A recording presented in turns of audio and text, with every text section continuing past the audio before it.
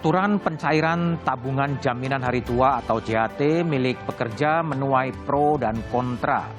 Sebagai sandaran masa pensiun, dana JHT baru bisa dicairkan saat peserta berusia 56 tahun. Dinilai jauh dari aspirasi para pekerja, aturan baru ditengarai membuat korban PHK makin menderita. Dana yang dipotong dari upah tiap bulan kini tak bisa lagi dimanfaatkan saat dibutuhkan. Lantas, akankah kebijakan ini membuat kaum pekerja lebih sejahtera? Inilah Satu Meja The Forum, dana JHT hak siapa?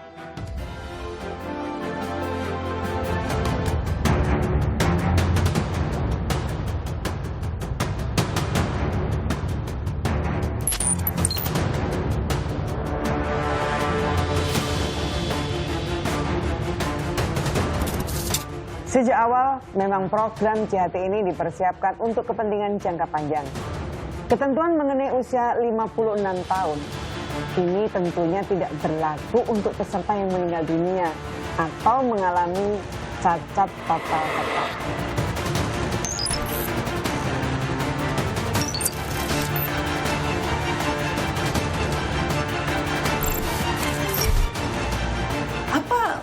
Hak mereka, kewenangan mereka, pemerintah untuk mengatur ini. Karena tidak ada 1 sen pun ya uang pemerintah di dana JHT ini. Jadi nggak boleh diatur-atur sedemikian rupa, apalagi menahannya.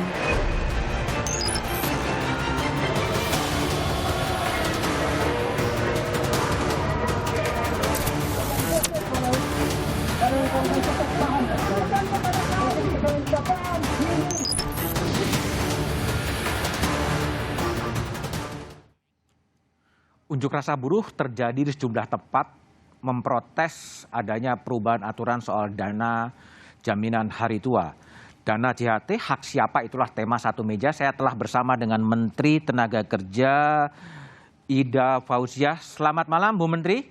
Selamat malam Pak Budiman. Bu Menteri, saya mau tanya terlebih dulu. Tadi siang ada pertemuan dengan pimpinan-pimpinan serikat buruh. Apa update terakhir Bu soal dana JHT ini?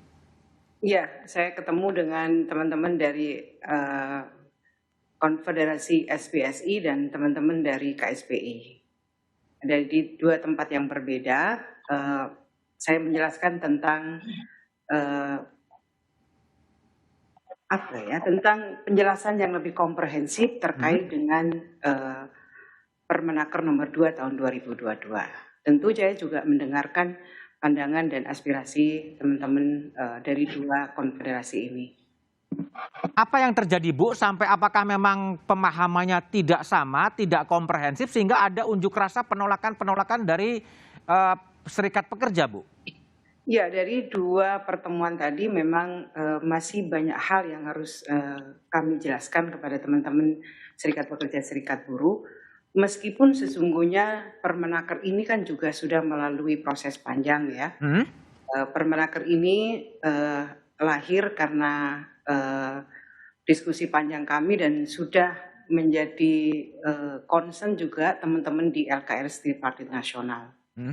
Jadi kami mendapatkan persetujuan dari teman-teman Tripartit Nasional, LKS Tripartit Nasional ini untuk mereview Permenaker yang lama, Permenaker nomor ini enggak?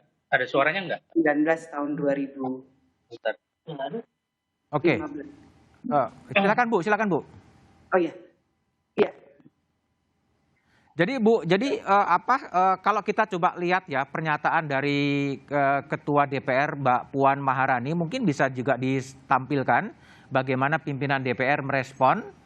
Mbak Puan seperti dikutip di Kompas, perlu diingat JHT bukanlah dana dari pemerintah, melainkan hak pekerja pribadi karena berasal dari kumpulan potongan gaji teman-teman pekerja termasuk buruh. Kebijakan itu sesuai dengan peruntukan JHT, namun kurang sosialisasi dan tidak sensitif terhadap keadaan masyarakat, khususnya para pekerja. Dan banyak pekerja yang mengharapkan dana tersebut sebagai modal usaha atau mungkin untuk bertahan hidup dari beratnya kondisi ekonomi saat ini. Sekali lagi, JHT adalah hak pekerja. Bu Menteri, ini apa? Apakah juga ada perbedaan pandangan antara Ketua DPR dengan pemerintah soal penerapan dari JHT ini atau gimana, Bu Menteri? Ya, pertama saya ingin menegaskan bahwa Permenaker nomor 2 tahun 2022 ini dibentuk sekali lagi atas dasar rekomendasi dan aspirasi berbagai stakeholders yang mendorong pemerintah menetapkan kebijakan yang mengembalikan program JHT sesuai dengan fungsinya sebagaimana amanat Undang-Undang nomor 40 tahun 2004. Jadi undang-undang ini sudah lama, sudah 18 tahun ya, Undang-Undang tentang Sistem Jaminan Sosial Nasional.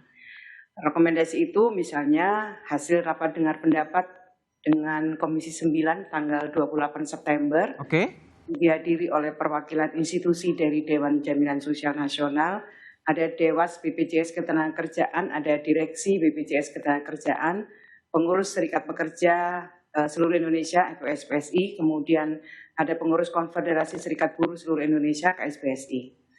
Dalam rapat tersebut Komisi 9 mendesak Kemenaker untuk meningkatkan manfaat program jaminan kehilangan pekerjaan bagi pekerja informal serta mengharmonisasikan regulasi jaminan sosial terutama regulasi klaim jaminan hari tua, JHT dan program jaminan pensiun. Kemudian tadi saya sudah sampaikan ini juga hasil pokok-pokok pikiran Badan Pekerja Lembaga Tripartit Nasional tanggal 18 November tahun 2021 yang agendanya adalah pembahasan mengenai perubahan Permenaker nomor 19 tahun 2015 tentang tata cara dan persyaratan pembayaran manfaat jaminan hari tua.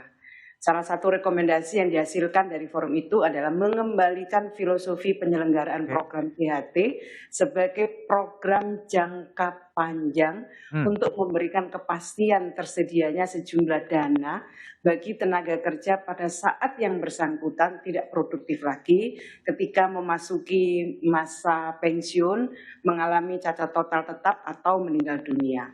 Ini juga berdasarkan hasil kajian dari DJSN yang meminta pemerintah perlu membuat dan menetapkan kebijakan yang mengembalikan program JHT sesuai dengan fungsinya sebagaimana amanat Undang-Undang nomor 40 tahun 2004 tentang SJSN. Meskipun Bu, di Jadi Undang-Undang SJSN juga dimungkinkan itu dicairkan tidak harus 56 tahun ya Bu ya? Dan sampai sekarang pun dengan Permenaker nomor 2 tahun 2022 itu juga kemungkinan untuk menggunakan dana JHT ini pada masa tertentu dalam hal ini usia 10 tahun. Kepesertaan 10 tahun, maka peserta bisa menggunakan 30%-nya untuk kepentingan perumahan dan 10% untuk kepentingan yang lainnya. Ini tetap diatur di Permenaker nomor 2 tahun 2022 ini. Tapi betul ya Bu ya, artinya bahwa memang dana JHT itu dana dari buruh dan dana dari pengusaha ya Bu ya? Sebetulnya. Memang itu adalah iuran dari pemberi kerja dan iuran dari pekerja. Nah kalau sekarang ada tuntutan dari serikat-serikat pekerja agar itu tetap bisa dikembalikan ketika mereka resign, kemudian sebulan kemudian itu kemudian bisa dicairkan, Bu Menteri menanggapinya gimana Bu? Ya, yang pertama saya ingin menjelaskan bahwa itu sebenarnya Permenaker ini dasarnya adalah Undang-Undang SJSN, Undang-Undang nomor 40 tahun 2004, juga Peraturan Pemerintah nomor 46 tahun 2015, Peraturan Pemerintah nomor 60 tahun 2015. Jadi kemudian kenapa kok pada itu ada Permenaker nomor 19 tahun 2015 yang memungkinkan bisa mengambil sewaktu-waktu ketika mengalami PHK. Pada waktu itu yang harus saya sampaikan kepada semuanya bahwa pada waktu itu kita tidak memiliki bantalan ketika teman-teman mengalami PHK. Sekarang? Nah, sekarang dengan Undang-Undang Cipta Kerja dan Peraturan Pemerintah nomor 35 tahun 2021, Peraturan Pemerintah nomor 37 ini banyak peraturan. Ya, nggak apa-apa. Undang-Undang Cipta Kerja. PP 37 tahun 2021. Kita sekarang sudah memiliki program baru yang disebut dengan jaminan kehilangan pekerjaan. Itu berdasarkan Undang-Undang Cipta Kerja ya Bu ya? Pertanyakan banyak PHK. Hmm. Apa yang kami lakukan? Yang kami lakukan adalah bantalan bagi teman-teman yang mengalami PHK berupa jaminan kehilangan pekerjaan. Yang ini adalah manfaat baru tanpa mengeyur tambahan. Oke. Siapa yang mengeyur? Yang mengeyur adalah pemerintah. Tadi dikatakan bahwa ini kan uangnya bukan uangnya pemerintah, ini uangnya peserta. Memang benar dan kami tidak mengotak-ngatik uangnya peserta. Justru kewajiban BPJS adalah mengembangkan uang itu sehingga ketika masuk pada usia pensiun, pada usia yang tidak produktif lagi, maka teman-teman bisa menggunakan untuk kebutuhannya pada masa tua tersebut. Tapi mungkin ada juga pertanyaan Bu Menteri, jaminan kehilangan pekerjaan belum teruji, belum dilaksanakan juga, tapi kemudian peraturannya juga sudah di-launching sehingga menimbulkan kekhawatiran. Gimana Bu? Ya, jadi begini Mas Budiman, JKP ini akan efektif pada Februari 2022 ini. Oke. Karena kepesertaannya 12 bulan, PP 37 itu terbit pada Februari 2021, 1 tahun berarti Februari 2002 bulan ini, maka JKP pada bulan ini sudah efektif. Okay. Nah, sementara Permenaker ini efektif 3 bulan yang akan datang, bulan Mei ya? Bulan Mei 2022 efektif. 3 bulan ini kami akan sosialisasikan kepada masyarakat. Oke. Bagaimana dengan kesiapan pemerintah dengan program baru ini? Yang pertama, pemerintah sudah memberikan dana awal untuk program JKP ini, 6 triliun dana awal yang sudah diserahkan oleh pemerintah kepada BPJS Ketenagakerjaan. Iur selama 8 bulan dari bulan Februari sampai November 2021 sudah dibayar oleh pemerintah 823 miliar dibayar pada Desember 2021 yang lalu. Kemudian kami juga, saya mau jelaskan apa manfaatnya program JKP ini. Ada 3 manfaat dari program JKP ini berupa cash benefit yang diberikan selama 6 bulan. 45% dari gajinya selama 3 bulan, 25% dari gajinya selama 3 bulan. Peserta juga berhak mendapatkan vocational training dan berhak mengakses pasar kerja.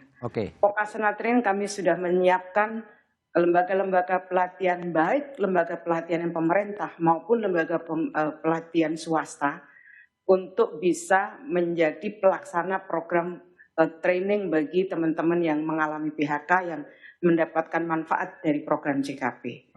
Pasar kerja kami sudah meluncing Desember yang lalu, kami sudah meluncing Pasker ID. Desember sudah kami launching. Bu Menteri, ada juga pertanyaan Bu, ini kan jaminan kehilangan pekerjaan dasar hukumnya adalah Undang-Undang Cipta Kerja, yang kemudian oleh Mahkamah Konstitusi dianggap itu tidak konstitusional bersyarat selama 2 tahun dan tidak boleh ada kebijakan-kebijakan strategis oleh MK untuk turunan dari Undang-Undang Cipta Kerja. Nah, apakah JKP ini tidak bertentangan atau tetap sesuai dengan putusan Mahkamah Konstitusi, Bu Menteri? Ya, yang tidak boleh ada mengeluarkan peraturan baru setelah MK memutuskan konstitusional bersyarat. Nah, ini peraturan JKP keluarnya? Pemerintah terkait dengan ketenagakerjaan itu sudah selesai Februari 2021, termasuk PP nomor 37 tahun 2021 ini. Kemarin PP 36 tentang pengupahan. Ada 4 PP yang menjadi amanat dari Undang-Undang Cipta Kerja, yaitu PP nomor 34, PP nomor 35, PP nomor 36, PP nomor 37. Semua sudah diselesaikan oleh pemerintah sesuai dengan perintah undang-undang. Jadi Februari 2021 sudah kelar semua. Termasuk aturan peraturan Menteri Ketenagakerjaan yang menjadi perintah peraturan pemerintah pun alhamdulillah sudah kami selesaikan. Jadi kami tidak mengeluarkan peraturan baru setelah pasca MK ya? Mahkamah Konstitusi tersebut. Bu Menteri, pertanyaan saya yang terakhir, Bu, ini banyak kritikan dari Serikat Pekerja, termasuk Ketua DPR juga mengatakan momentumnya tidak tepat. Dan tadi juga Bu Menteri telah bertemu dengan pimpinan-pimpinan Serikat Pekerja. Apa yang akan dilakukan oleh Kementerian Tenaga Kerja menanggapi kritik-kritik yang sangat keras dengan pemberlakuan JHT ini, Bu Menteri? Ya, karena pemberlakuan Permenaker ini 3 bulan yang akan datang, maka kami mensosialisasikan Permenaker ini. Sebenarnya sebelum teman-teman mengatakan bahwa belum tersosialisasikan, sebenarnya kami sudah memiliki jadwal yang ketat untuk mensosialisasikan ini. Senin kemarin kami sosialisasi dengan kadis-kadis, dengan teman-teman BPJS di seluruh Indonesia. Terus setiap hari kami sosialisasikan itu. Jadi waktu 3 bulan ini waktu yang kami anggap cukup untuk mensosialisasikan ini. Sekarang begini Mas Budiman, 3 bulan ini waktu sosialisasi, selama 3 bulan ini masih berlaku Permenaker yang lama berarti. Permenaker baru ini akan berlaku pada Mei 2022 ini.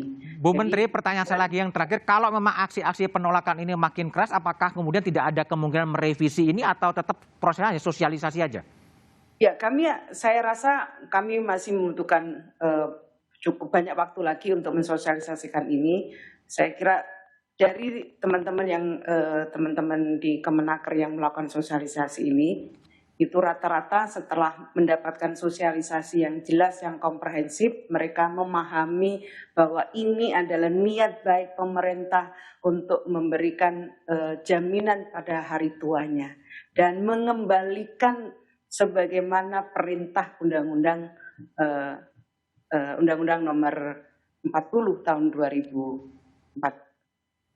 Termasuk kesiapan Kemenaker menghadapi uji materi ke Mahkamah Agung ya Bu ya? Ya, kami menghormati, saya mendengar teman-teman sudah mereview ke Mahkamah Agung, itu adalah hak konstitusional setiap warga negara yang dijamin Undang-Undang Dasar. Ini bagian dari dinamika demokrasi. Kami menghormati upaya uji materi tersebut. Tapi tetap kami akan sosialisasi karena ini adalah kewajiban konstitusional kami untuk terus melaksanakan peraturan ini. Nah, tentu saja sampai kita lihat bagaimana putusan Mahkamah Agung. Baik, Bu Menteri Tenaga Kerja Ida Fauziah telah bergabung di satu meja The Forum. Terima kasih Bu bergabung di sini. Bagaimana kemudian reaksi dari kalangan buruh setelah mendengarkan penjelasan dari Menteri Tenaga Kerja Ida Fauziah setelah jeda berikut ini?